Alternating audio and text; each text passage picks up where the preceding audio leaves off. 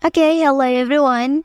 Here I want to provide a tutorial on how to check the authenticity of Redmi 13c device.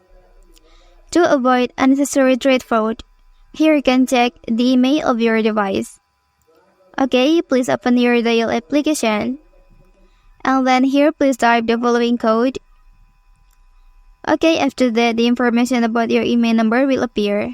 And then you can copy one of them like this. Well, and then here please enter to your browser. And then you can type email.info.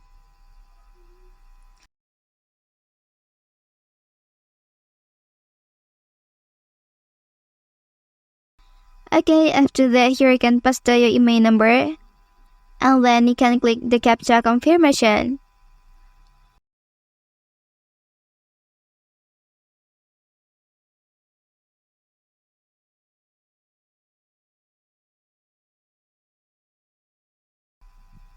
Well, and then after successful, you can click check here. And then if your device is original, it will load information about your device.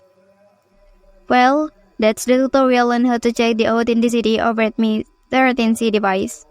If you are helped by this video, don't forget to like and subscribe to get other information from this channel. Thank you.